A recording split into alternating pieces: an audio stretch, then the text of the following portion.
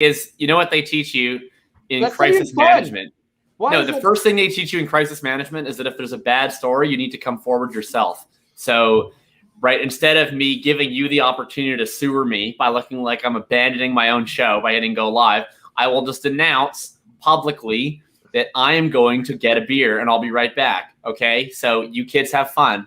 Well, the kids and Shane are. I'm going to hold my breath until you come back now. I mean, the first step in crisis management is to avoid crises, and then to actually pretend that they're not occurring.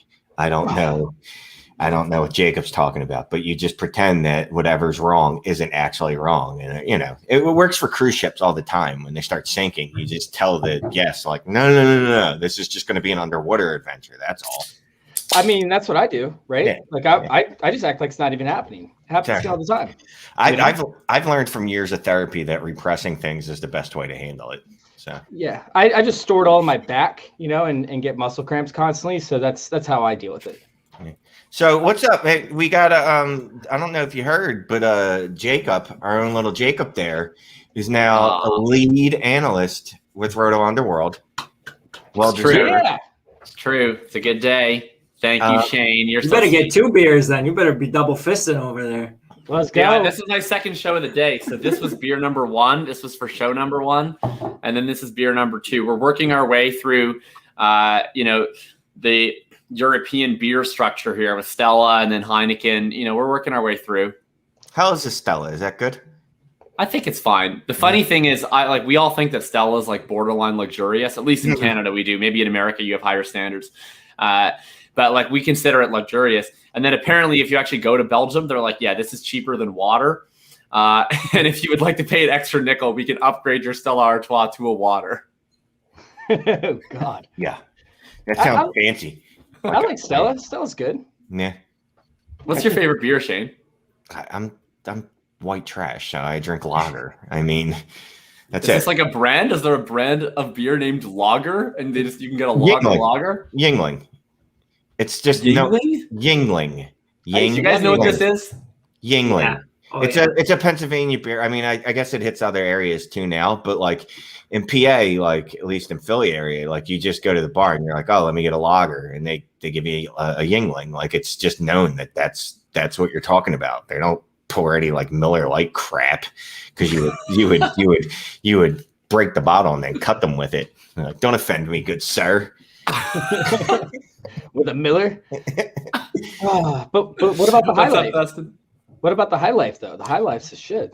Yeah, that's the champagne of beers. That's terrible. So anyway, Jacob isn't very happy. He doesn't like taking compliments, but Jacob's a great writer. If anyone doesn't know that, they need to read his work. And that's the only nice thing I'm going to say about him today, because his hat's stupid. Thank you, Shane. I appreciate it. I don't like taking compliments. I do it very poorly. Yeah. I prefer when people just bully me, because then I get to bully them back. Because if people compliment me, then I feel like I have to be nice to them, and I don't really want to be. So, I prefer to just keep it on one level. But so thanks for making fun of my stupid hat. In honor of the MLB All-Star Game, I just want to say bring back the Expos. And, is this the time where you play the fun music? No, not yet. I'm waiting for a better part to cut you off at. That's all. Well, what if I just stay completely silent? Yeah, they were in trouble. Shane, did you know that Jacob's 6'5", by the way? 6'6", or 6'7"? I don't even know that's all he is. I might be anti-Rashad Bateman. I just keep growing by an inch every time you speak. Yeah. That's about right. You're basically Randy Johnson. You're wearing an Expos hat and you're tall. So that's 2 of the criteria. I also kill birds for fun.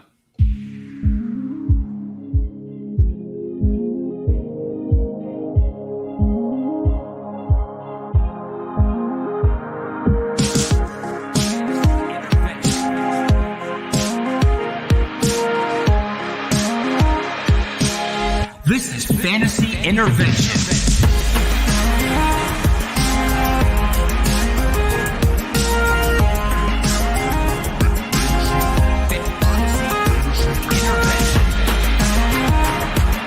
Now here to intervene with your fantasy life, Shane Manila, Jacob Sanderson, and Chase Vernon.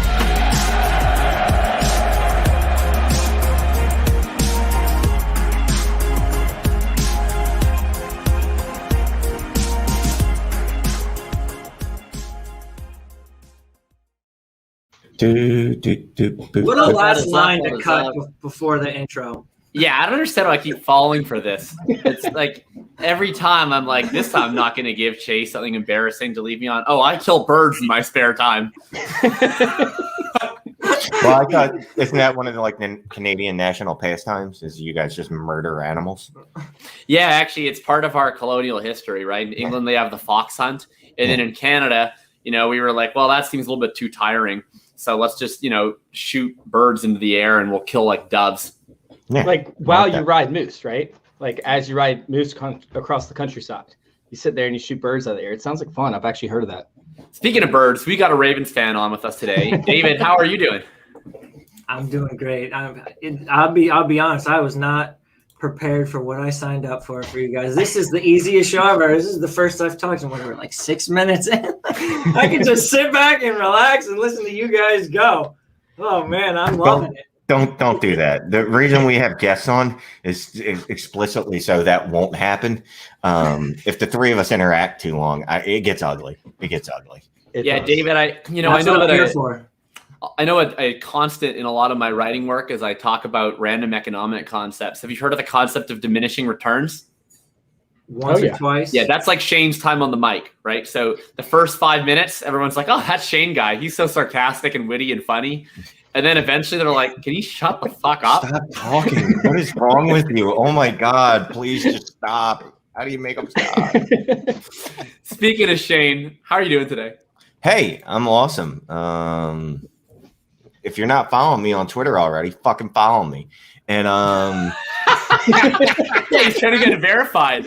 I don't know how to look. So I see a bunch of people getting verified, right? And then when I go in to get verified, it's like, yeah, you don't qualify for this. And I'm like, bitch, I got more followers than these other people you're verifying though. So I don't understand. Is there someone I can talk to at the Twitters and maybe get help with the process? I would just send them spam emails until they block you, and then eventually that's how you get verified. That's what I heard, at least. I don't think that's correct. Now, someone else told me to offer them money earlier, and I'm like, well, it's $1 billion corporation. I don't know that me offering them $50 is going to matter. But anyway, I'm great. Offer them fantasy football advice. Yeah, because they can't get that on Twitter for free. No, I'm awesome. have to follow them first. Yeah, we got David here. You're a new lead analyst over at Roto Underworld. Chase's beard is looking fucking fabulous. So life is good. Let's do this. Yeah, let's check in on the bearded wonder. Chase, how are you doing tonight? Oh, I'm doing great. Just had a busy day. Doing articles, doing some quick shots, just having some fun. Now I get to come on the show. And then I get you tomorrow, too. I got to have 2 days in a row of shows with you. I'm actually kind of scared of tomorrow. Yeah, no kidding. I'm kind of scared of tomorrow's show because we got you and Chris Allen on together to talk best ball, and I'm pretty sure my head's going to explode on air. So, yeah, I don't even know what to expect. It's going to definitely make some heads turn. I'm pumped up, and I've been in the best ball streets. David, me and you did a best ball draft last weekend. It was the weirdest draft that I had been in the entirety of the best ball season, and I'm just going to start off. Sorry? It's becoming the new normal, what happened. I know, it is. I just want to start off with you because we're going to be doing a divisional preview tonight, but you're the most famous for being the tight end whisperer, the tight end promoted, the tight end hype man. Why don't you give the Bulls case here? You put out a tweet today that said in the top 9 in redraft, you would draft all of Kelsey, Waller, and Kittle. What makes these top tight ends so valuable that you would take any of those 3 in the first round of a redraft league? What makes them so valuable? I don't think it's only about what makes them valuable. That's a huge part of it. I think a lot of it has to do with the board. Just talking about it. Dave, that's my man, Dave Toronto. I love Dave. We're in a couple of leagues together. I of course, my name in that league is Tight End Dave. As you may have guessed, they kind of gave me that moniker, so I didn't really have a choice. But in terms of points per game last year, we had Travis Kelce over 20 points per game, Darren Waller 17.5, George Kittle 15.6, and that was including his injury games where he went out and when his first game back.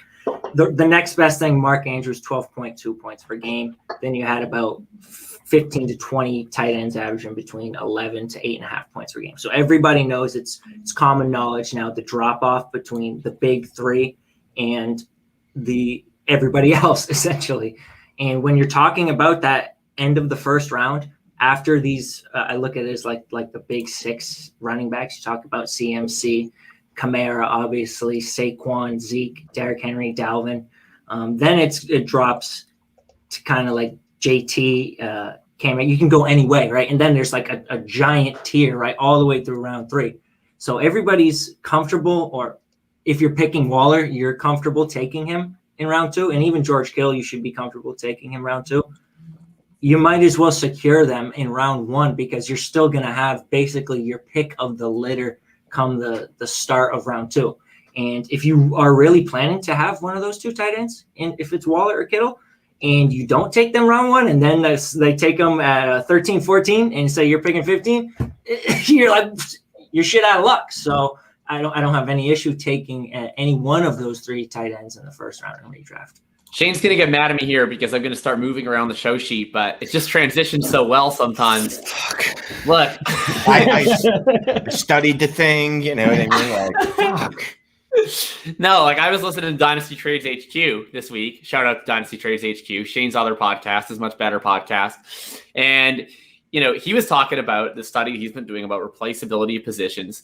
And, he didn't talk about tight ends a whole heck of a lot, but what's your take, especially from, looking at more of a dynasty perspective with this show on what David's saying about tight ends and how that replaceability translates to the other positions, and specifically some of the findings that you got when you took out your spreadsheet the other day?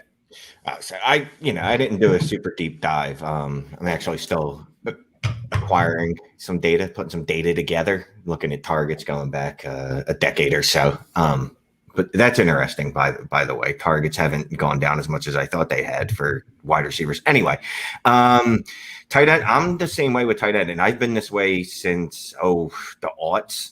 I'm going to go all in on the tight end because of the scarcity, because there are literally 3 of them, or I believe there might be 4 of them, but I can see how you can make the case for 5 of them at most. You can go, Kelsey, Kittle, Pitts, Waller, and Hawkinson. But if you want, I love Noah Fant. Love Noah Fant with pretty much all of me. Love him. If he was in Detroit, I would pencil him in for 140 targets and a top 4 tight end season. I don't like the situation in Denver for a multitude of reasons. But redraft too. I'm getting into dynasty there with Noah Fant. I definitely don't take him as tight end 5 where they're going in redraft. Yeah, but look, get the tight ends are easy. It's an easy concept. Get the stud ones really early, or just punt the position, because like David said, after that first 4 or 5, really 3, but first 4 or 5, after that the scoring's all the same. It's a bunch of guys that are going to give you somewhere between 11 and 7 points. Like, I don't care. I mean, I literally don't care. I'd rather take a shot on a guy that I think can give me 30 points and gives me 0 than get 7 points, because 7 points is absolutely useless. So that's my take on tight ends. Thank you, Shane, for enlightening us. Chase, I'll go to you first on this next bit. We're going to cover the recent news of the week, and then we're going to get into the AFC North preview. AFC North. Wait, you're not going to give me a chance to talk about Adam Troutman. Come on, man. Come on. No, I'm not. You've had more than enough chances. That'll open up just. We can make it like 5 straight episodes. The last time that you talked about Adam Troutman, we had an hour and 40-minute episode. Yeah. Just saying. I mean, I could do it again. And then Shane threatened to leave the show. It'll be 2 hours and 40 minutes if you get me going on Adam Troutman. I will not start talking if I start going. I forgot that I have here the biggest Adam Troutman proponent and the biggest Adam Troutman hater here with me on the same podcast. This will turn into an Adam Troutman thing if we even start on Adam. We got to skip over it. We got to glaze. All right. How about this? If I can get 5 people throughout the chat for the rest of the night that say that they want to hear David and Chase argue about Adam Troutman, and none of those can be the Join Our Circle _ account that I know you run, Chase, then I will allow them to have a 5-minute. Save it for the end, because it will go on and on and on and Thunderdome. And if they don't happen, then I assume that those people feel the same way I do, which is that literally no one cares about Adam Troutman. Thank you, Dave. The bag of milk says he votes no. I appreciate that. Chase, speaking of your namesakes here, speaking of Chase, beat reporters in Arizona say that there is no battle to be the RB1 in Arizona, that Chase Edmonds is the clear RB1 and James Conner is his backup. Do you buy this? And how are you feeling about Chase Edmonds now as a dynasty proposition if he's potentially the clear runaway RB in Arizona? Yeah, I mean, I don't think it ever was really a battle, to be honest with you. I mean, James Conner would come in, maybe have some goal line work, have some first down work, and then get hurt by week 3. Then Chase Edmonds is going to come in. He's going to play probably like 2.5 games, have one excellent one that kind of like is Matt, and then he's going to do really well throughout the first half of the 3rd game before he ends up getting hurt. And then we're going to be left with Eno Benjamin, maybe a Todd Gurley thrown in there, some replacement level player, Duke Johnson possibly. But Eno Benjamin, I'm telling, dude, you have 2 injury-prone running backs, and then you have a running back who should not be a primary back, although I really do like Eno Benjamin. You're going to end up having some replacement level players. Is Chase Edmonds injury-prone, or is he just small? Has he been injured? He only had 2 complete seasons since college, I believe. I have to go back and look that up. I don't. But that just means he's a running back. Yeah, I mean look, I'm not a big Chase Edmonds guy, but I don't think we can call him injury prone by any stretch of the imagination, especially when he's on the same team as James Conner, who that man is injury prone. Yeah, and I love James Conner and I love his story, but that dude is injured literally all the time. Yeah, he's got 2 out of 3 seasons. Chase Edmonds played 16 games. Granted, he didn't play really. Yeah, right, so that is the concern, right? Can he hold up to a workload at being the size that he is, right? Yeah, he's not gonna. But his career high is 97 rushing attempts last year. That's pretty funny. I don't think he's even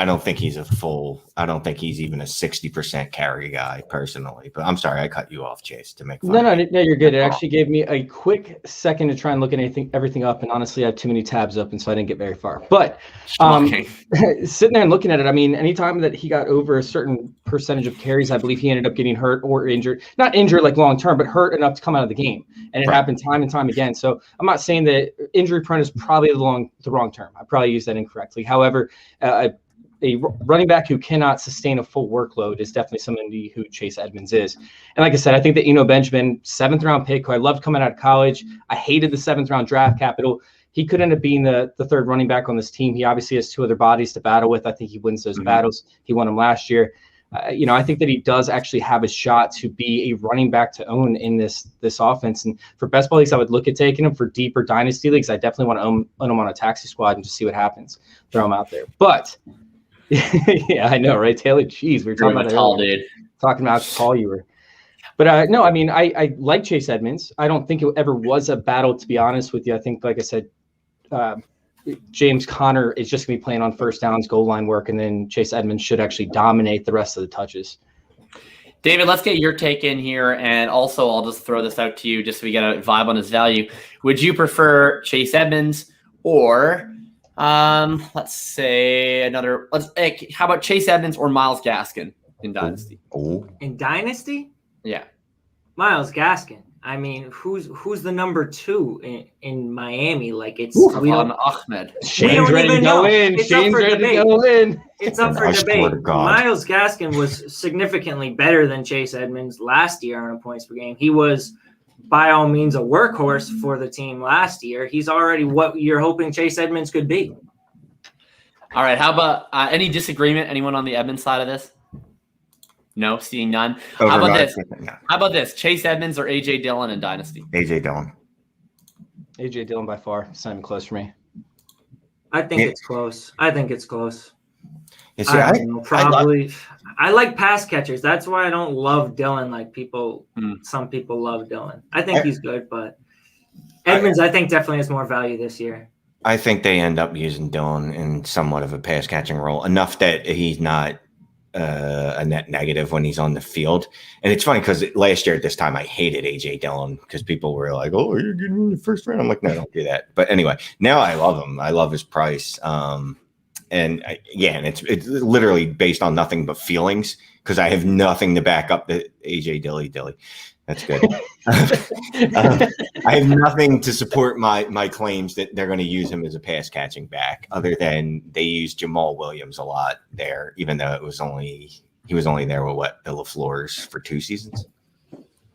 something like that. Yeah. See, I think I like Kylan Hill still. I think people are sleeping on him. yeah. And if something happens to Aaron Jones, I think Kylan Hill would be the one who they would use more as a receiver. Kylan Hill is just Eno Benjamin, but a year later. It's like No, the guy he's that we all Eno liked on our Benjamin Devy times rosters. 1.25. No, it's like all of us were all playing Devy, and we're like, oh, this Eno Benjamin, Kylan Hill. You know what a great guy he is. Different circumstances. No, like it was then COVID. the NFL He was told an us. The NFL opt-out. told us loud and clear. You guys are wrong. He sucks, and It we're was taking an around opt-out. 7, and then he's irrelevant, and then you never have to think about him again. For the You rest of have your to life. take context into hand. There were GMs who explicitly came out and said this year they were lowering guys who opted out on their draft. they did say list. that. They Right. preferred the guys who played. Right. How- So Kylan they Hill, didn't lower- not you know only they did he didn't opt out, lower? he argued Jamar with his Chase. coaches. Yeah, that Jamar blew Chase him. went He 5 had- overall. Still, Right. you have to. It's Exactly. running back. You got to take it with a grain of salt. Aaron Jones, what round was It he was a drafted weak in? running back class too, though. I think they have a good eye for talent. I think Kylan Hill fits the mold. He's 220 pounds. He is very athletic, 36-inch vertical. He was productive. He had a power school. Like I like Kylan Hill, and people are disregarding him because of the capital when I'll it tell you would what. have been higher. If he was a 5th-round pick, people would have no problem with Kylan, and that's where he No. might have been. No, third Once round you pick. get- Michael Carter, once Michael you get- Carter was like once a you- 4th, 5th-round pick. Oh, Like but that's This just is an stupidity. anti-Michael This Carter is right. Yeah, podcast.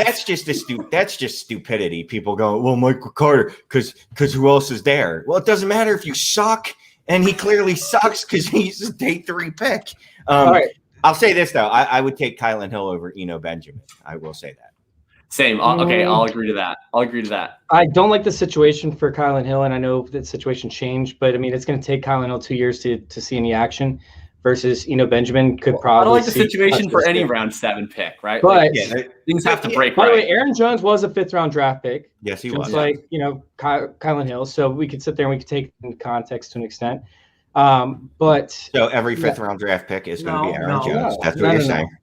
no. No, that's exactly what you were saying. Wait, was Kylan Hill 7th or 5th? He was 7th. 7th, I apologize. Ooh, close. But no. I literally just looked that up.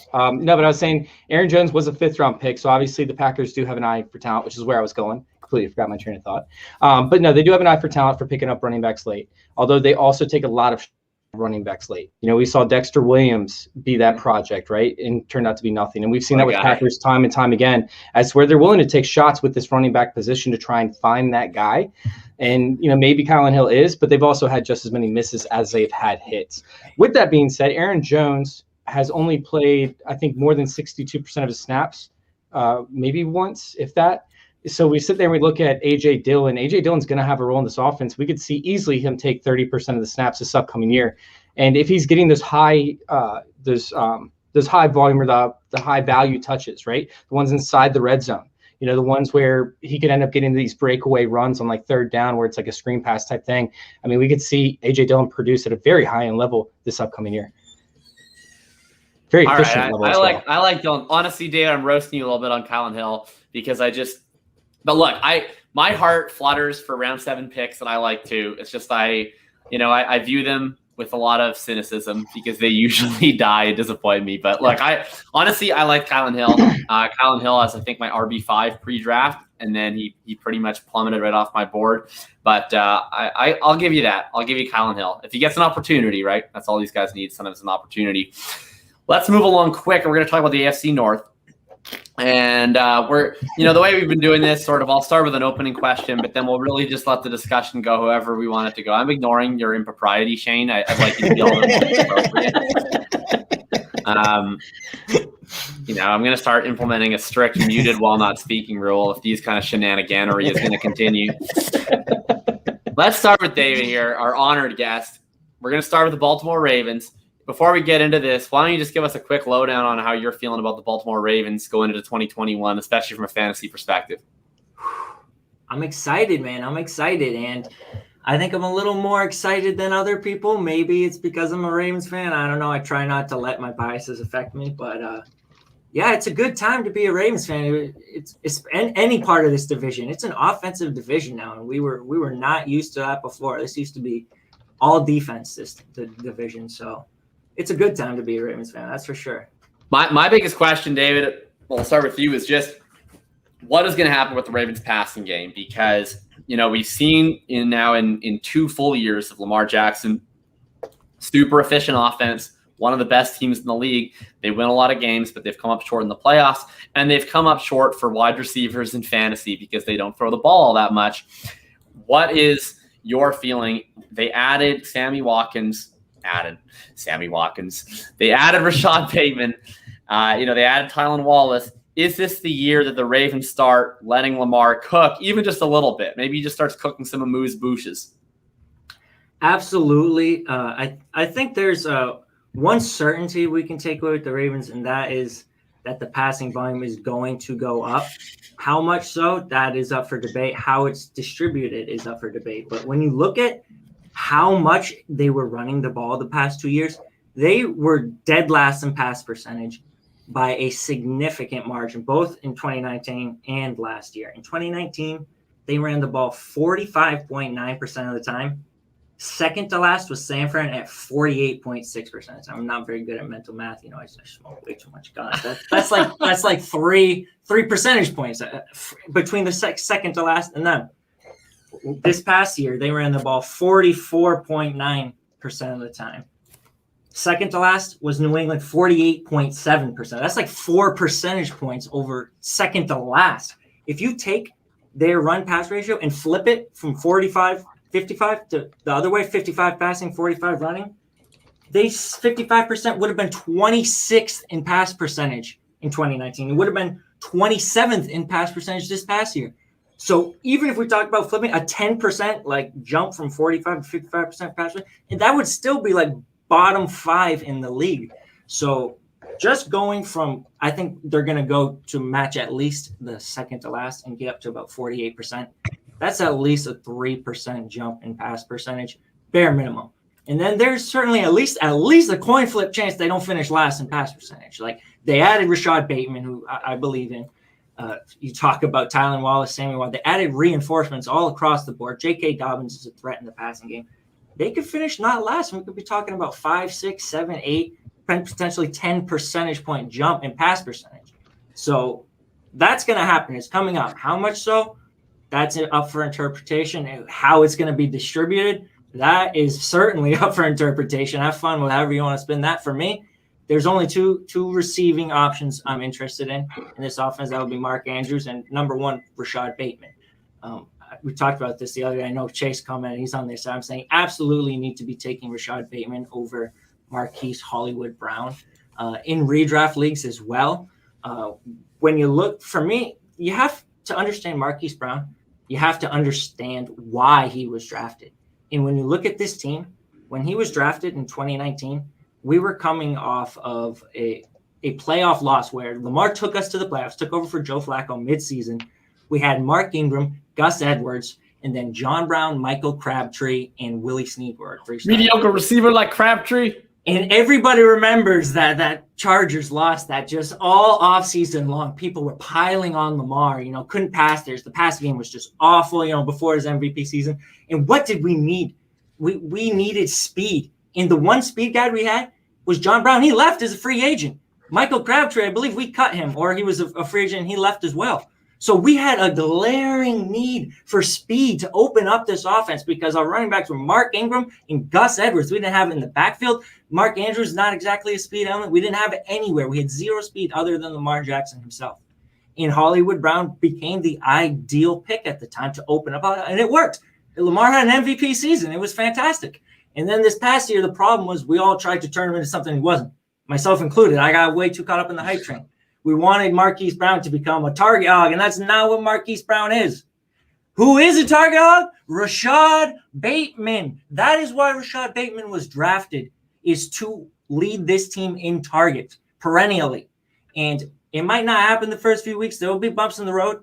You talk about splits. I fully expect the second half of the season, Rashad Bateman to emerge as the guy Lamar Jackson depends on, way over Hollywood Brown. He is going to be the one who has that upside to catch 6 passes in a game, 100 yards and a touchdown. Hollywood Brown is going to be that deep threat, that speed guy, what he was always supposed to be.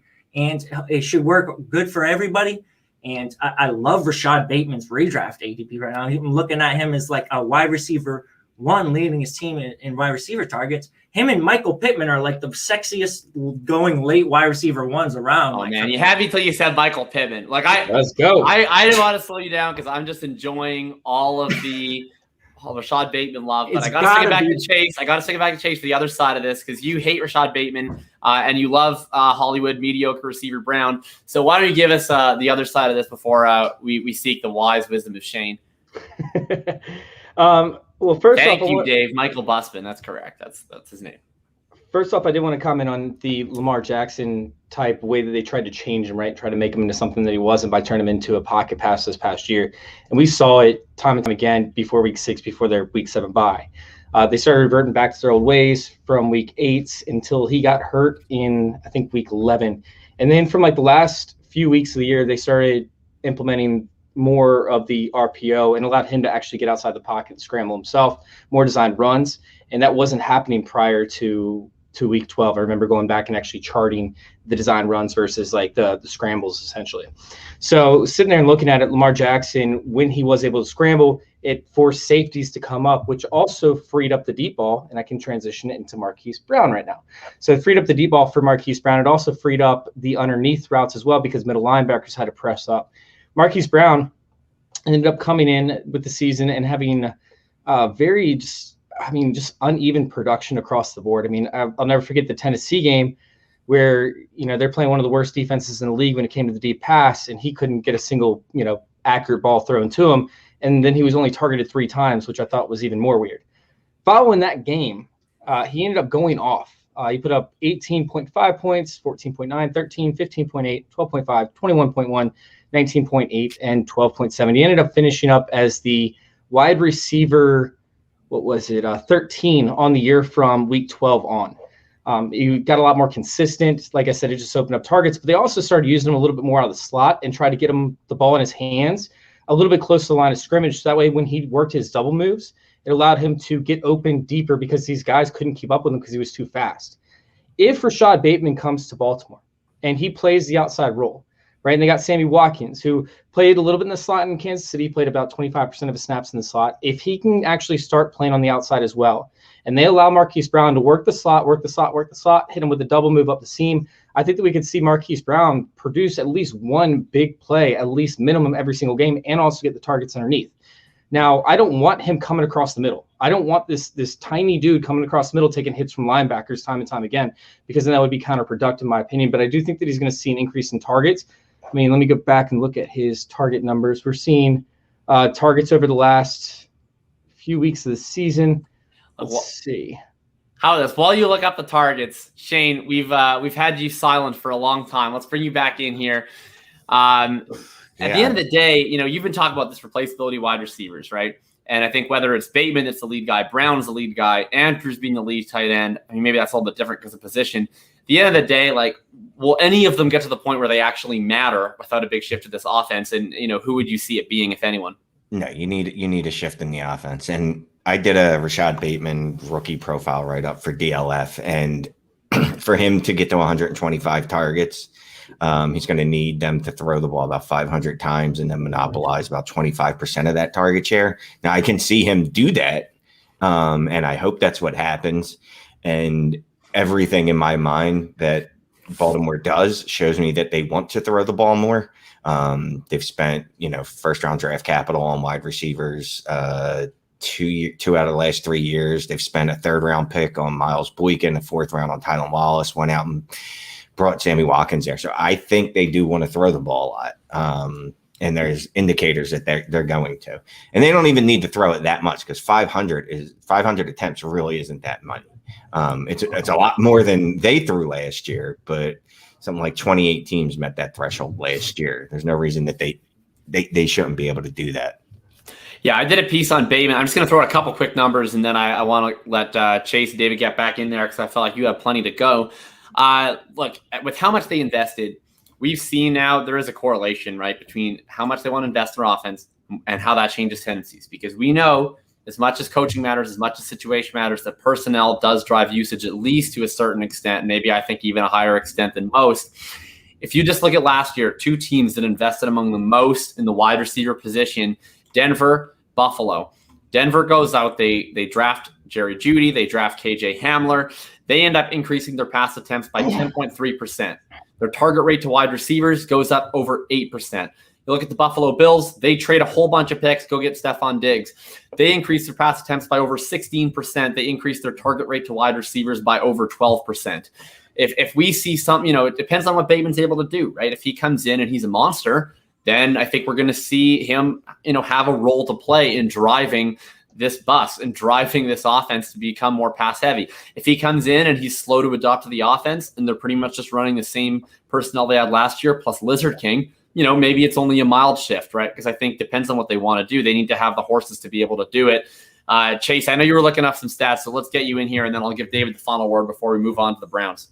Well, I mean, Jacob, when you sit there and you talk about the increased percentage, you're talking about in order for them to get up to where the 28th, most or highest passing offense is per game, they would have to increase 20% of their passes in order to get up to 32 attempts per game. They're sitting all the way down there at 26. Yeah, but okay, so that sounds fucking massive. 20% sounds fucking huge, right? It's a big chunk. It's 5 pass attempts a game.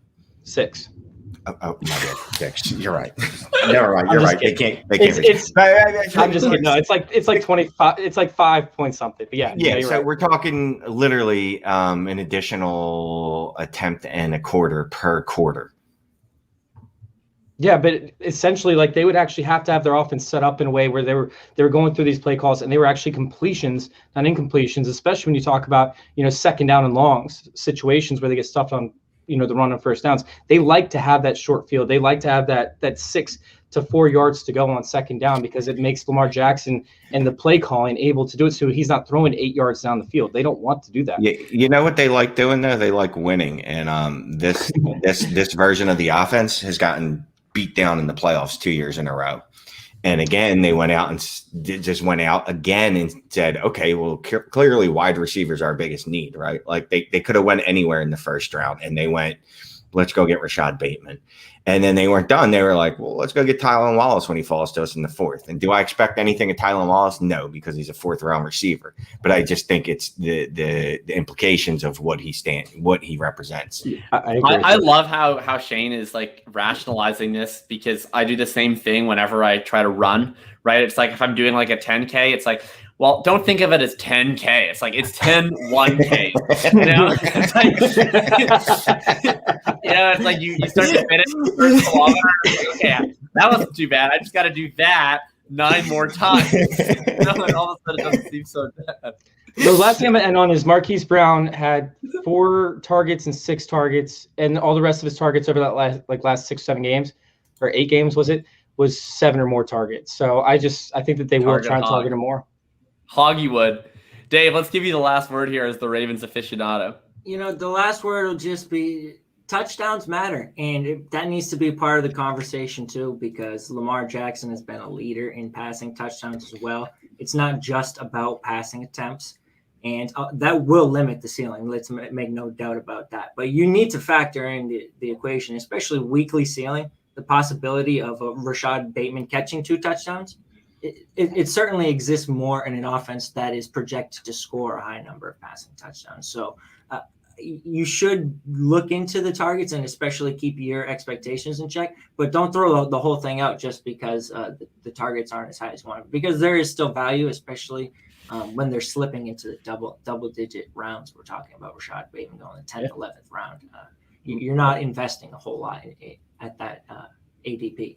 Really quick, David, how much do you love Bateman? Would you take? I assume you wouldn't take Bateman over Chase, but would you take Bateman over Smith? I actually would have felt like I was a lot lower on Bateman coming into the pre-draft process because I had people who had him clearly over Smith, people who had him saying they had him over Jamar Chase. I saw that a couple times. You didn't hear that after the draft.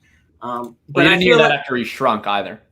That is true, but I feel like his ADP and his asking price has come down to a point where now I'm collecting him as opposed to avoiding him. So I'm really happy with his ADP more than anything. I feel like he's cheap and he's the wide receiver 1 upside, especially weekly. Quick, this or that. But you prefer Smith to Bateman or Bateman to Smith? Dynasty. I say Smith. Smith. You say Smith. Okay, Shane's a homer, so he says Smith. No, but I could tell just by the way he was laboring on answering that. It's like How can I say Bateman and actually mean it when I don't? So I'm gonna have to go with Smith.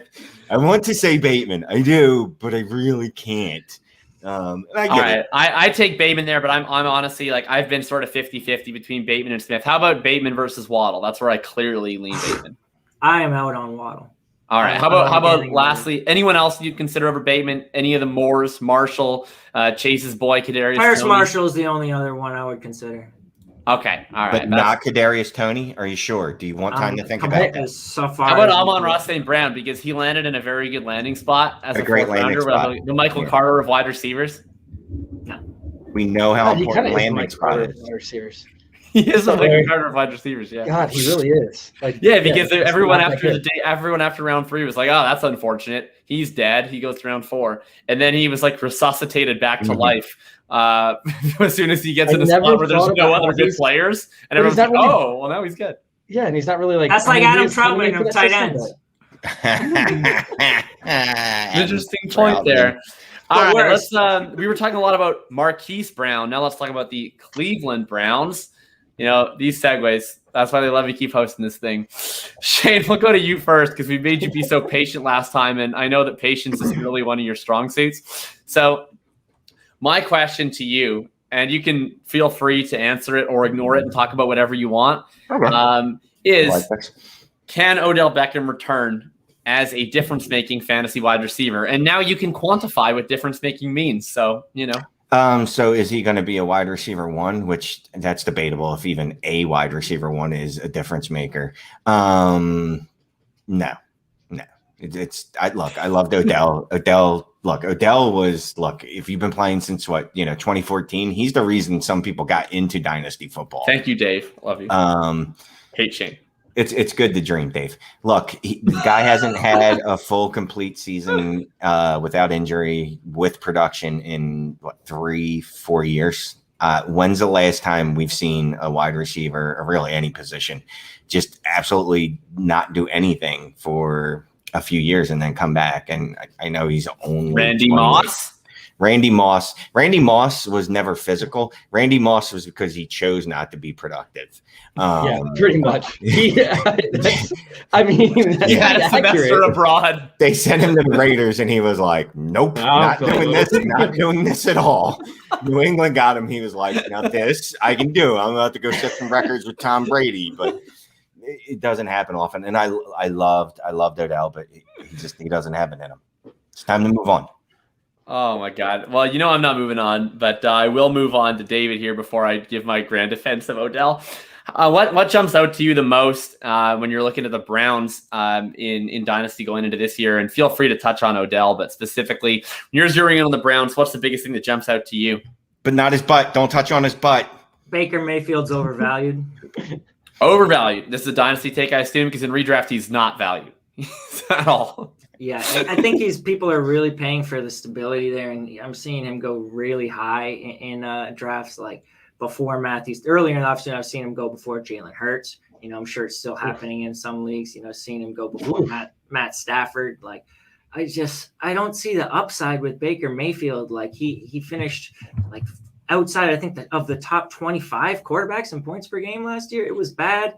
I mean, they just run the ball so much. He doesn't add anything as a runner. Excuse me. I feel like I'm just not. I don't have a single Baker Mayfield share, and I'm keeping it that way.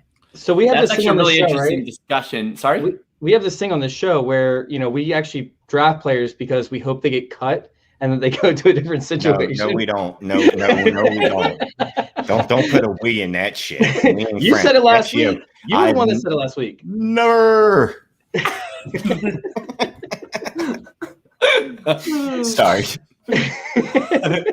every week we end up like talking about some third string running back, and it's like if he gets cut, he might be worth an ad. No, not we. Again, you said it about wide receiver last week. There's literally not one player that you should go. I hope he gets cut because it will be better for him. It was Keyshawn Vaughn.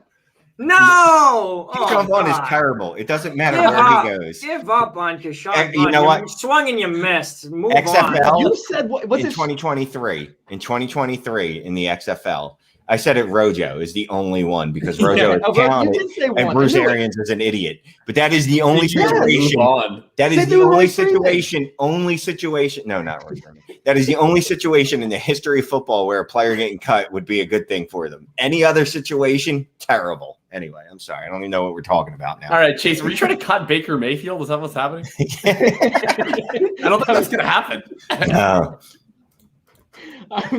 Did you have a point, Chase, or I no? didn't. I was just throwing it out there because we've talked about a player getting cut and be a better situation 3 weeks in a row now. So I just wanted to make sure that was a thing. Well, this time we weren't. This time you just like said it. Like this would be like a situation. Yeah. No, I'll talk with Baker quick. I've had this debate with a buddy of mine. Actually, it was the Baker versus Hurts debate. And I think I said, if you would take Baker over Hurts, then you're just a cuck and you're bad at Dynasty, I think was my quote, because you're just bad. Like, I don't know what to tell you. Like, if the goal is to score fantasy points, right? Jalen Hurts runs, so he scores them. Baker Mayfield doesn't run, and they don't let him throw. So thus he doesn't score them. He runs backwards. And I understand that, yes, Shane, I'll get to you in a second there, sweetheart. And I understand that Jalen Hurts might lose his job. But to me, that's just kind of a risk worth taking, I guess. To me, you're shooting for upside, and I understand that stability matters at quarterback more than it does at other positions, but you can find quarterbacks that find ways into starting positions easier than you think, right? Like if you had Jalen Hurts, for instance, who could have been drafted in the 3rd round of your rookie drafts, or Jordan Love, who might even start games, or I don't know, Andy Dalton, or Ryan Fitzpatrick, who you could add like off waivers. Jameis Winston could have been had for nothing, right? There's all these quarterbacks that find themselves into usable situations that are more attainable than you think they are. And so when you get a guy like a Jalen Hurts, who could very easily be a top 5 quarterback this year, the year that you're actually playing, and what if he's actually just good? Like, that's certainly a possibility to me that he's actually just good. And then you have a top 5 quarterback for a long time. Shane, now you were so patient and you raised your hand and you're so polite. So please give us your take. So I read an interesting article today. I'm going to mispronounce this, Pareto principle. This speaks to that. Baker Mayfield is imminently, that would be soon. He is very replaceable, where Jalen Hurts' upside is not. I loved Baker when they traded for Odell, and I said, oh my God, he has Odell and he has Jarvis Landry. He's going to be a top 2 quarterback. And Baker was like, no, I'm not that guy. I'm really average. And just to show you that, I'm going to almost lose my job. So let's not act like, him losing his job isn't in his range of outcomes, because last year before the season, we were like, I don't know if this guy's going to have a job after this year. He had one semi-nice stretch at the end of the year where people tell me he played well. Like, all his problems were just the bad weather games and not the 10 games before that. I don't know what we were talking about. We just trashing Baker. Odell. I haven't even gotten to yet. No. I like Jacob's article where it talked about that. And there was a point somewhere in there. It's been lost now.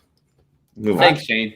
I would like to have Baker and Hurts on the same team as like my second and third quarterback, because there are games that I do not want to play Hurts. I don't want to play Hurts up against Washington. There's no way I would want to play that. I don't care. He had like 2 rushing touchdowns and a half against Washington. He's a rushing quarterback. Here's the thing with rushing quarterbacks.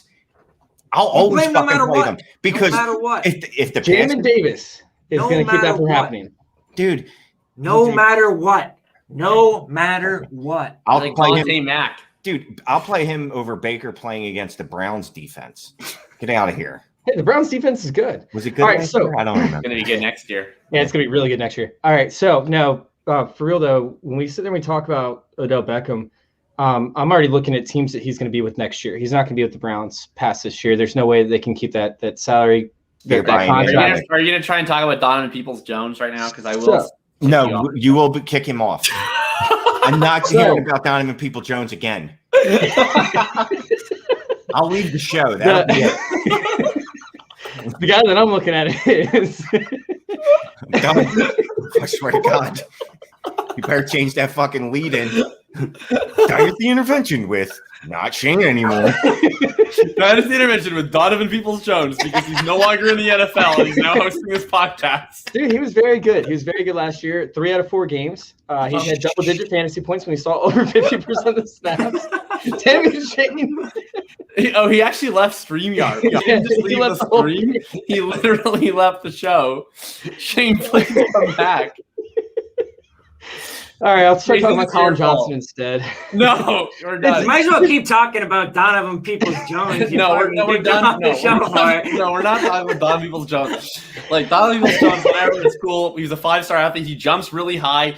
He had a high yards per target on 4 targets. Put him on the end of your bench, and then stop thinking about him and talking about him. 78.5% catch rate. Absolutely killed it.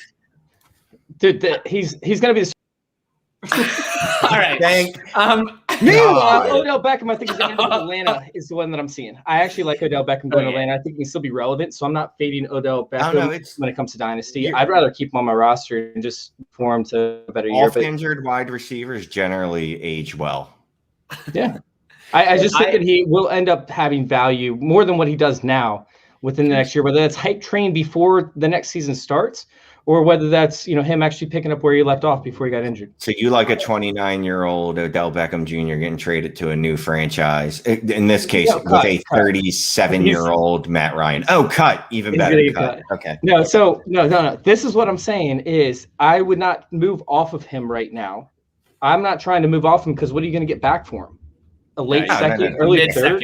That's it. Like not even mid. I barely think you can get a 2nd-round pick unless it's a competing franchise that needs a wide receiver or they're a Browns fan. There's no way that you can get more than a mid-second for Odell Beckham right now.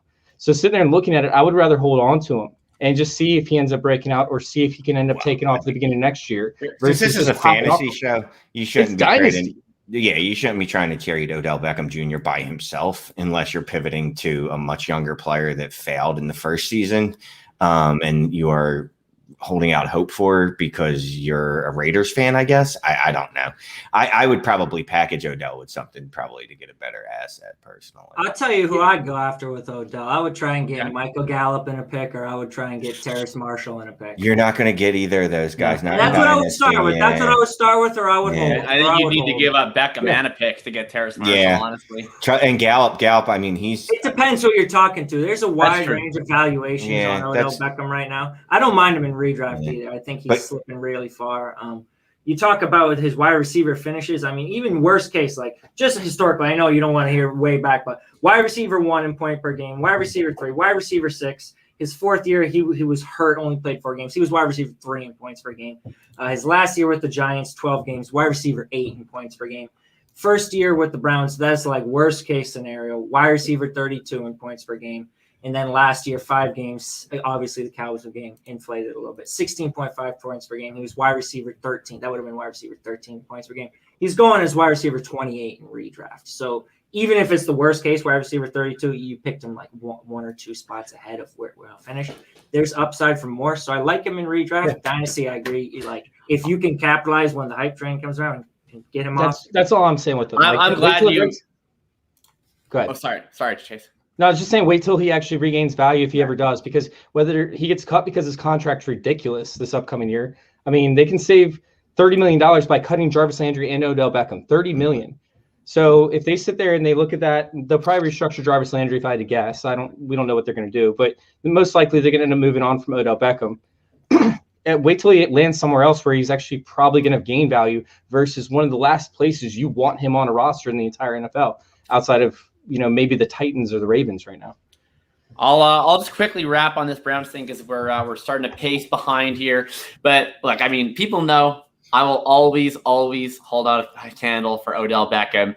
I like Beckham is like it's like a stock market crash for me. It's like, oh, this looks like a pretty good buying point, and then it's like something worse happens. I'm like, buy the dip, and then buy the dip. I'll keep buying the dip on Beckham. I'll send my mid-second for Odell Beckham. I still think like you look at his ability to draw targets, his targets per route run, his yards per route run. Like this is still a guy who's able to draw volume, and that's the most predictive stat we have right now. He was an efficient wide receiver for a whole lot of his career. Really, the only season where he was continually inefficient was the 2019 season in which Baker paid like absolute crap. one more time, I just want to see a healthy Odell with an improved Baker Mayfield and just see if it can happen. Because I still think this is the guy that's going to draw 23, 24% target share in this offense. And, maybe that's not a wide receiver 1 anymore, but I think he's still a wide receiver 2 for this year. And at least it'll warm my heart, make me feel a little bit better about myself. But let's just quickly move on to the Bengals here. Cincinnati Bengals. We've talked a lot about the Bengals comeback in the draft time, but specifically, let's talk through Joe Burrow, because we've talked a lot about his wide receivers, which wide receivers you'd want. But what we can all agree is there's not many wide receiver trios you would prefer to have than this one. Joe Burrow has gotten quite the hype train. He's almost a round 1 pick in Superflex leagues. Shane, just how high would you go on Joe Burrow? Do you think he's being overrated, underrated, or properly rated? No, I think he's properly rated. I like him above Russ Wilson, mostly because of Russ's inconsistency, his consistent inconsistency. If there's Mixon hate, I'm leaving. No, Mixon. You can wait till Chase's turn and then you can head out, because I'm sure he'll find a way to hate on Mixon. No, I think Burrow, he's not in the round 1 anymore. Did he dip a little? Because he was round 1 the last time I was looking, when there was 36 quarterbacks being drafted. He's in that zone. Super flex. He's around the turn. Yeah. I mean, here's the thing with those quarterbacks. Like, he doesn't have the mobility I like from Lamar Jackson, Kyler Murray, but he's more mobile than, Baker Mayfield. Would you say that he's sneaky athletic, Shane? No, I would just say he's white, and because I don't use codes. Like, he's pretty athletic for a white dude. Like, I don't know why they just don't say that on the air. Just say it. Just say it. We know what you're saying. He's a gym rat. Oh, okay, he's a white guy. Whatever. I think he's properly valued. I like Burrow. You know what I mean? If I can, I take Dak, Kyler, obviously, over him. I'm probably taking Trevor Lawrence. Not probably. I am taking Trevor Lawrence over him. But I'll take him in the first. And you're going to have to in Superflex drafts right now, because we've all discovered that quarterbacks are good in Superflex this year. David, let's get you in here on Burrow, and then we'll head up to Chase. But feel free if you want to talk. If there's anyone on the Bengals, like if you do want to hate on Mixon, or if you want to talk about any of the wide receivers, where are you looking right now with this Bengals offense, and who's your priorities in fantasy? I won't spend too much time on Burrow because I just agree with everything Shane said. He's properly rated, But my one takeaway for the Bengals, T. Higgins is being slept on because of the Jamar Chase addition. You look at the historical comps of wide receivers who did what he did, 67 receptions and 908 yards, 6 touchdowns. It is a short list of wide receivers. Like, he's everything you asked for. He was a dominant college recruit who panned out and was productive at a power school, came in highly drafted, produced year 1, alpha size. He checks every box, and he's still going like in the fifth round in these super flex startup drafts. So I've been acquiring T. Higgins shares left and right. Wow, wide receiver 6. Toronto Davis saying FS Faceman has T. Higgy wide receiver. First of all, I love T. Higgy. Mike Evans and Chris Godwin. That's Jamar Chase and T. Higgins. Yeah, there's no reason to think that. I mean, we're trained to, and it's because it doesn't often happen, is that there's not 2 top 24 wide receivers, 2 top 15 wide receivers on the same team, but it has happened. Yeah. And if you look at the type, if it's going to happen, it's going to be T. Higgins and it's going to be Jamar Chase. And there's nothing to say. I mean, as good as Chase is going to be year 1, we don't know that it's not going to be Higgins still leading that role in year 1. Those two definitely have the ability to put up top 15 seasons together. Chase, I'll throw this over to you. And also, we're going to be talking a little bit best ball tomorrow. Jamar Chase goes in round 4 in best ball, T. Higgins into round 5, and then Tyler Boyd round 7 in best ball. What are your thoughts here on this Bengals offense on Burrow, and specifically which of those wide receivers do you think is the best value if you're going to fire up a best ball draft right now? I mean, Johannes done here. I hope I said that properly. I agree, 100% with Higgins, the Bengals wide receiver 1 until further notice. I still like Jamar Chase, don't get me wrong, but we had, we had AJ Green get 109 targets this past year, which was absolutely insane. And he's not even a shell of what Higgins, is essentially in this offense. So as him being the wide receiver 2, I think that he can end up getting even more targets than what AJ Green had. So I don't really have anything to add to that. I would just say that if Burrow had Penei Sewell over Jamar Chase, I think I would feel better about his situation because the only thing that makes me nervous is this Bengals offensive line. They can't keep a quarterback on their feet. And obviously Joe Burrow, he likes to make plays, and that's not necessarily a good thing when you have defensive ends chasing you from behind and chasing you from the sides, and you're just trying to create more time, like to be able to get the ball downfield. I don't love that. And sitting there and looking at it, like, I know how much value Jamar Chase adds to this offense, but I would have liked to see them take Penei Sewell to be able to protect Burrow, and I would have felt 10 times better about his value moving forward in a dynasty league, because guess what? He just got hurt last year, and it wasn't a pretty injury. So, yeah, I don't have too much to add here. I talk about the Bengals quite a bit, and I remember we talked a lot about them during draft season, of course, leading up to the draft and the speculation if they're going to pick Chase, if they're going to pick Sewell. Actually, this leads into exactly what I was going to talk about, which Matt says, what's the likelihood that all three wide receivers get 100-plus targets? And I think I have them all projected for 100-plus targets. I think that it's like 75% if they don't get injured.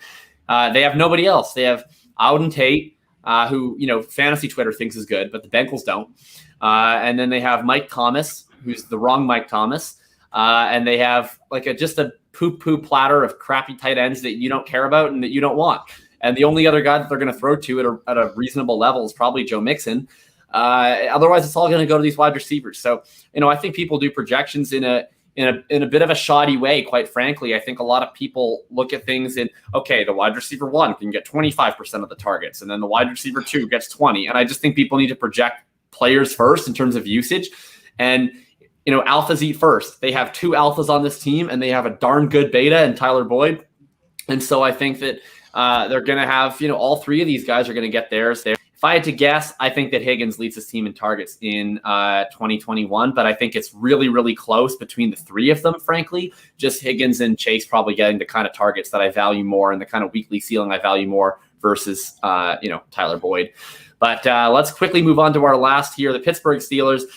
I am invested against the Pittsburgh Steelers. I think I have 3 different Twitter bets that basically just rely on the Steelers being shitty. So let's just quickly throw this. I forget what even question I put on the darn show sheet. Oh, that's a great one. Well, we talked about one crowded wide receiver room. We're going to talk about another one. This one is really, I think I've seen takes for all 3 of them, even just from value, from straight up, from whatever. You have to roster a Pittsburgh wide receiver. Who's the Pittsburgh wide receiver that you want to roster? We'll say at cost. David, I know your answer. So first, give us a take on your pretty much, I think, your favorite player in Dynasty right now, and then I'll throw it over to Shane or Chase to disagree with you. Yeah, it's DK Metcalf 2.0. I mean, that's a pretty easy answer for me. I mean, you talk about, again, the box checks, the alpha size, that everybody knows about Chase Claypool's athleticism, the DK Metcalf comps, the Calvin Johnson comps. Just talking about, because I spent way too many hours writing a Chase Claypool thread. I've got the comps for you based on just the production alone for Chase Claypool. 62 receptions, 873 receiving yards, 11 total touchdowns as a rookie. You have 5 wide receivers who have done that in the past 30 years. Mike Williams, the Tampa Bay one. Randy Moss, Odell Beckham, Mike Evans, Chase Claypool. That's it for receptions, yardage, touchdowns. You want to throw the touchdowns out the book? Let's look at just the receiving yardage and the receptions, and I also filtered it by 6'4 plus. So we're looking at receivers who look like him, came in and had 62 plus receptions, 873 plus yards in the past 30 years. Calvin Benjamin, who was obviously Calvin Benjamin, he was by far elite the worst. Tight end. In yards per target, he was at 6.95. Benjamin, all the rest up above 8. The rest, Randy Moss, AJ Green, Marcus Colston, Mike Evans, T. Higgins, Chase Claypool. That's it. You don't see guys come in with this alpha size, put up this many receptions and yards, and not turn into like these freak dominant super freaks. They're super freaks, Rick. That's what they are. That's what you're getting with Chase Claypool. And the concerns about Ben Roethlisberger are just so overblown. Similar to DK Metcalf. Like everybody's worried about the run-first offense last year in Seattle. They're ignoring the fact Russell Wilson was a top 5 passer in passing touchdowns, top 8 in passing yardage. Ben Roethlisberger's thrown 28-plus touchdowns in like 4 straight years. He is put up like he was top 10 in passing yards in like 4 straight years. Like, he is completely capable of supporting a dominant receiver, and that's what Chase Claypool is. I think Deontay Johnson, I like him a lot. I think Juju Smith-Schuster, he's the one I'm worried about. There's two trains of thought, really. You have the Peter Howard train of thought, where it's just looking at the volume. Shout out. He had a lot of volume early. He must be great, right? But then you have the Matt Harmon train of thought. You look at the reception perception, and it just paints Juju Smith-Schuster. He calls him literally beefed up Jarvis Landry. He can't run deep routes. He creates no separation on deep routes. It's all red. He was below like 15th percentile in man coverage in 4 consecutive seasons. So I've been a little bit lower on Juju than I was before since I subscribed to reception perception. That's for sure. Matt Harmon doesn't have a whole lot of great things to say about him. He's a good number 2. He's never going to lead an offense again, I don't believe. Well, David, I certainly love that you're hyping up 6'4" Canadians. I think that we're generally an underappreciated group of folks. Chase, it's nice to see that you announced that you also think that Canada is the greatest country on earth. Jacob? And so I'm just so glad that you recognize it. Chase, who's your guy here in this Pittsburgh offense? And, if it's not Chase Claypool, why are you wrong? Get the fuck out. All right, so no, sitting there and looking at it, I mean, I like Chase Claypool a lot. I actually offered 2 early second rounds in this upcoming year's draft for him. Oh, denied. Yeah, 2-1, yeah, that's 2-3. what I want to do. I want to hit on my second round pick, have them go for 900 yards in year 1, and then I want to trade that person for more second round picks. Yeah, well, 201, 203 versus a late second round pick. But either way, that's where I think I have him valued. Somebody asked me for a first round, second round. I definitely didn't do that. They asked me for a first round. I ended up declining. And that was still borderline, but I just didn't see the value there because of the fact that Chase Claypool is going to need an accurate passer when it comes to downfield targets. And the Pittsburgh Steelers, they're not going to be terrible. I don't see them ending up as a bottom 10 team to where they can actually draft a quarterback who is NFL ready, who can step in and be relevant right away for Chase Claypool. Now, yes, he can still take screens to the house. He can still end up producing in the short yardage situations to an extent, but his best tool is his ability to beat players downfield and win the jump ball, right? Win those contested catches to an extent. And create separation, beat those safeties. I mean, a lot of times you saw them focus on Deontay Johnson, Juju Smith-Schuster is where they were putting their top corners. And so he had to beat the third best defensive back on the field, who was also 5'9" or 5'10". So he was beating inferior athletes. I'm not saying that he cannot beat, athletes who are just as talented as he is. However, he's going to need an accurate quarterback to do so. And although he does have Ben Roethlisberger for this year, whether his arm is shot or not, doesn't really matter because he can still throw a deep ball from time to time. It's more of a concern for me following this upcoming year as to whether they can get a quarterback in there who can still deliver accurate balls and also read a somewhat complicated offense. I mean, you have so many moving pieces in this offense. You have Juju Smith-Schuster coming underneath, Deontay Johnson doing crossing routes, and all of a sudden, you have Chase Claypool on a double route where he's actually the third read. It's a very unique offense to an extent. Now, the one that I do like is Juju Smith-Schuster. I think that Juju Smith-Schuster still sees 100 targets this year. He saw 97 this past year. They don't have a running game. They're going to sit there and going to need to dish it out quick. They're going to have to get rid of the ball. Didn't they draft someone? They just drafted Najee Harris, dude.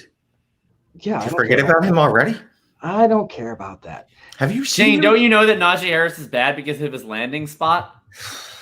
I don't care. I think that Juju Smith-Schuster will still see 100 targets, 100, undoubtedly Sure. 100 targets. Yeah, They're the most empty calorie targets on earth. They are. They're terrible. And I'm a huge proponent of premium targets, right? I love premium targets. But in this case scenario, when you're getting peppered with, or getting peppered with how many targets, it's absolutely ridiculous.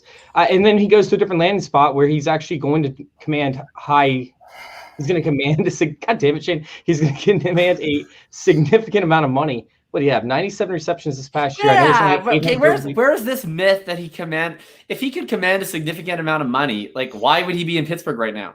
Because the NFL was like, Curtis Samuel, we want to pay you. Corey Davis, we want to pay you. Juju, we don't want you. He actually got a significant offer from the Chiefs. Ended up choosing to go for back 1 to the year. Steelers. He got a 1 year contract. It was a 1 year contract, absolutely. So, but I still could see that happening again. And I think that he could end up trying to get a bigger percentage of this pie, essentially.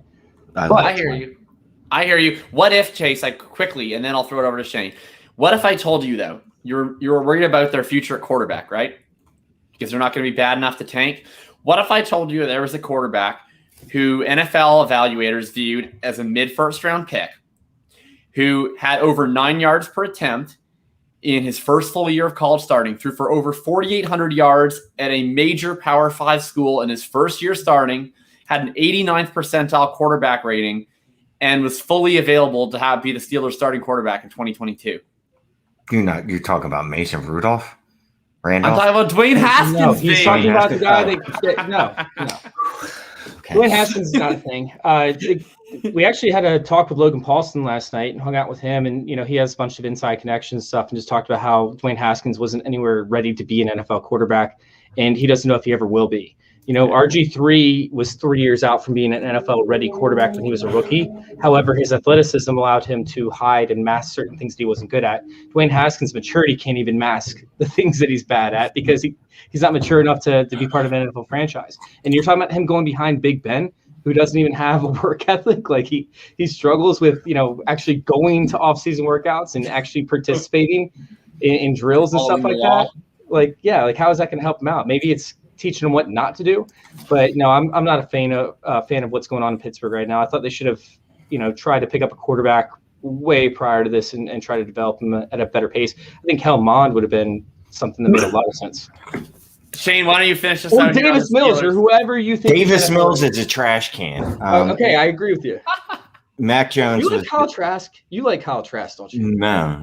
I like good quarterbacks. And I barely like Mac Jones, but I can be talked into Mac Jones. Mac Jones was the end of that. Like, Mac Jones was the end. It was like, all right, if I can get him, it's fine. We're not wasting a pick on a quarterback.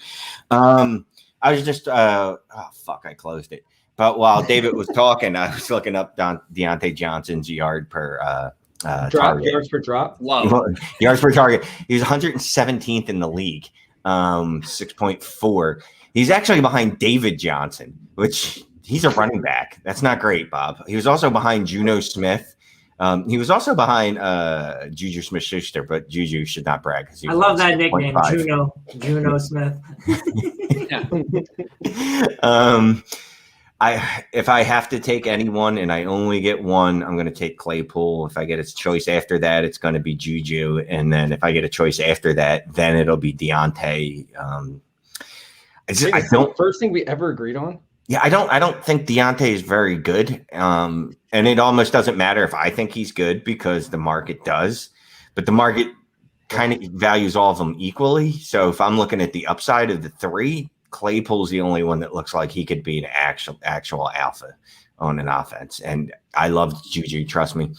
I don't see him as the guy that's going to be what I thought he was going to be after his second year. He looked great when Antonio Brown was taking all the coverage away, and what was he getting? The inferior coverage? Is that what he was getting, Chase? I wasn't even a fan of Juju. I was not a fan of Juju until this year, where I just felt like the market just completely fell off of him. I never liked Juju. See, I like Juju, but he's in that range where he's a wide receiver too, along with 460 other wide receivers. So I'm looking at those 460 wide receiver twos and going, all right, which one of these guys can actually be a wide receiver one, and which one has a path to getting more value? It's not Juju. Because Juju would need to basically put up the same season he put up in his second year to ever recapture the value that he had. Where Chase Claypool, he breaks 1,000 yards this year, 1,100 yards. We'll be talk about him like DK Metcalf. What are their values right now? Like, what would you have to trade to get Claypool versus trade to get Juju? Less for Juju. Like, Claypool and Deontay have, I think, basically the exact same value. Like, their ADPs right next to each other. Juju's about a round behind them. Yeah, like you can get Juju for a couple of seconds, I think, pretty easily. I don't know. See, because that's the thing. We talk about this a lot in my patron chat when we talk about trades and stuff. That second is like that. I don't want to pay more than that. But when you're on the other side of it, you're like, well, I'm not taking it. But you know what I mean? I know I'm not going to get more. If I could get a random first for Juju, I don't think anybody's going to give a first for Juju. Like, this is a wait and see type opportunity. Dave saying he traded Deontay for a first. That's gettable. You can get a first for Deontay. You can 100% get a first for Deontay, and I would absolutely take one. I'll chime in quick. Claypool is my favorite, but I'm going to defend Deontay slightly. I think that there's two ways really to be an elite wide receiver, right? Like, you either need to do a lot when you get targeted, or you need to draw a lot of targets. And I just, I'm conflicted because I don't think Deontay is particularly great either. But when I talk about every other player in the NFL, I talk about how much targets are earned. Well, like if targets are earned, like Deontay earns them, and it's not like he's playing, against complete nobodies, right? Like he's playing with Claypool, who I'm claiming is very good, and Juju, who at the very least isn't bad. And yet Deontay is still getting more targets per route than almost any other wide receiver in the entire freaking NFL. How his catch rate and his, yards per route run and his yards per target are so unbelievably pathetic based on his usage is concerning. I would say that if anyone is testing the hypothesis of targets are earned to the absolute limit, it is definitely Deontay Johnson. But Claypool to me is just more interesting. I mean, his target share was lower, but he just didn't run as many routes. I don't know what they were doing. They felt the need to insert James Washington into all of our lives far more than anyone needed to see last year. They just kept running him out there. And Claypool was running a lot less routes than Juju or Deontay. But if you look at it on a targets drawn per route basis, Claypool is up over 23%. That's an absolutely elite mark for a rookie. All of this, of course, is courtesy of the Establish the Edge podcast with Ben Gretsch and Mike Leone that I've been doing to prep for these. But Claypool, I think, he was so much more efficient per target than Deontay and Juju, like just way more. He was able to draw usage far more dynamically down the field, and he was still drawing targets at an elite rate for a rookie when he was on the field. If they just let him run a route on every snap this year, he just sort of has the highest upside to me. So I'm going Claypool, then I'm going Deontay, and then I've always been kind of a hater on Juju Smith-Schuster. So he's still third to me, but I get that he's probably a fine value. They kept benching Deontay because he kept on dropping the ball, and then he also got hurt on the field, and he was. Well, that is the one thing about Deontay is he put up pretty big numbers, and he didn't even finish like 3 of his fucking games. Like they kept benching him because he was so bad. I'll say this about Deontay. Reception perception absolutely loves Deontay. I know Johnson. it does. Yeah, it does. Guy gets open. Green across the board. It's all green. 1, 2, 3, 4, 5, 6, 7, 8 routes are green. One's yellow, and the only one red is comeback. He's 60 percentile. What's for the comeback? His success rate by coverage, 95th percentile man, 96th percentile in the zone, 86th percentile in press. So the guy can gets open. The guy can get open. He demands targets. I think it's definitely Claypool, Deontay, then Juju for me. What's the guy from Replacements? So they had to put the Gorilla Glue or whatever to stick him on his drops don't matter. Drops don't matter. Buy Evan Ingram. Yes, thank you so much, David, for saying that. I argue this daily on Twitter that drops don't matter. Go get Deontay Moncrief. He's doing great right now. Deontay Moncrief. He had bigger issues than that. I think, He was open. Let's he was open in Pittsburgh. Dropped 4 touchdowns in the end zone. He was bad at football. Will Fuller was the king of, he drops too many passes. Yeah, but that's because his hands are like this big. But he's a wide receiver 1 every time he actually plays. No. Yeah. All right. Like I believe drops don't matter. That's the problem with Deontay because I thought he sucked in college. And then I watch him drop all these passes. I look at his efficiency. I'm like, this guy sucks. But then like the 2 things I always say about every other player is drops don't matter and targets are earned. And then I'm like, but except in his case, no. Do I have to draft this guy? I'm going to say I think a lot of it has more to do with Big Ben not being able to throw beyond 7 yards on the football field. Like I don't think that's the optimum offense. Will Fuller does not fucking blow. Will Fuller rocks. Will Fuller is awesome. Okay. This is a pro Billy Needles podcast. Fucking shit. Anyway. God, stop calling it Billy Needles. Dude, that's the best nickname in sports. I don't understand why you hate it. Billy Needles is elite. All right, we've reached the end of the road here. So we went through all the divisions. I just want to quickly wrap. I'm going to give each of you a shot here to tell us where you are. And Scott Fishbowl, if anyone didn't know, of course, if you logged on Twitter, you obviously knew that Scott Fishbowl was happening all these last couple of weeks. We talked about that a lot more on the last episode, which you can check us out on our YouTube channel if you want to hear more about Scott Fishbowl. But how about this? Let us know where we can find you. And if you had any sort of charity initiatives or anything going on with Scott Fishbowl, let us know about that if there's any way you can still contribute. And otherwise, thanks a ton. David, I'll start with you. Just want to thank you once again for coming on to the show.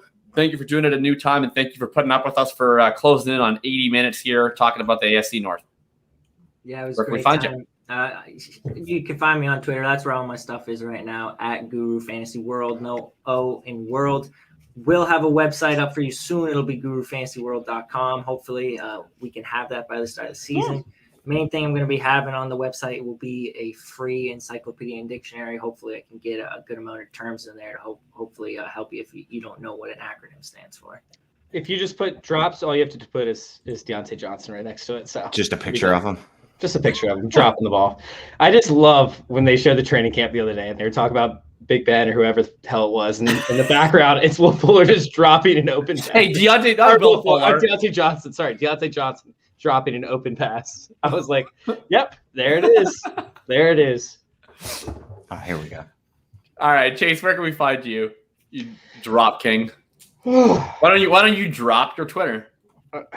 I don't do well when I have a mic over both my ears. I have to hear myself talk to people to do this. All right, you guys can go find us over there. Join Our Circle _ on Twitter. Once again, that's Join Our Circle _ on Twitter. You guys can go check us out or check me out at F_intervention on Twitter and join our fantasyintervention.com. Once again, that's fantasyintervention.com. You guys can also go check us out on YouTube, youtube.com/fantasyintervention. Make sure you guys hit subscribe. And then on Facebook, huge shout out to Fantasy Football Discussion. Go check them out. It's a group of over 24,000 active members daily who just like talking shit to each other, and it's amazing. Shane can vouch for that. He loves it. He spends literally probably 20 hours a day on there. Hang out on Facebook with the anti-maskers. What are we talking about? Fantasy football discussion. No, your best friends, Facebook user 1 and Facebook user 2. No, I actually like that group because their questions aren't fucking just stupid like most of Facebook's. Most of Facebook's, it's like, should I trade for Patrick Mahomes in a super flex? Like, yes, you fucking dipshit. Like, why are you even asking? Like, and if that question does come up, then you better believe there's going to be about 100 people commenting, yes, you dipshit, on there. It's not like Twitter. All right, Shane, where can we find you and what are you up to? At Shane is the worst on the Twitter sphere. Manic and Chill. We got a new episode coming out. I don't know, whenever Addison gets around to letting it loose. Dynasty Trades HQ. Join our Patreon account because it's better than the non-Patreon account. Because I'm nicer to people that give me money than not.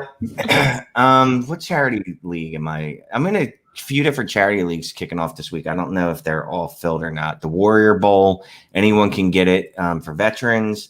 And then I know this one's got a couple spots. The European Fantasy Football Contest. This year's charity goes to mental illness, kids that struggle with mental illness. So go join that one. That one's still filling. I think it's like a $10 donation. And if you want to play against me, you can join the Gangs of New York division. Oh, that's one of my favorite movies. Now I feel like I have to get in on that. All right, you can find me on Twitter, FF_RTDB. You can find me, of course, here every Tuesday. You can find me on Friday on the Full Tilt Dynasty podcast at Dynasty Tilt with Tom Tipple and Big Billy FF. And you can find my written work, which will be increasing in volume and in stature, I guess, because they gave me a fancy new title and they called me lead analyst. So you can find me over on playerprofiler.com. And thank you once again, of course, first off to David for joining us today, for gracing us with his wisdom, for supporting Tall Men from Canada. And thank you, of course. Thank you, Dave. I appreciate that. Thank you, Dave and Hot Sauce Pod and everybody else that's coming to the chat all night that watches us. Thanks for giving me something to do on a Tuesday night other than betting on the All-Star game. So I appreciate it. And with that, I just want to say bring back the Expos and have a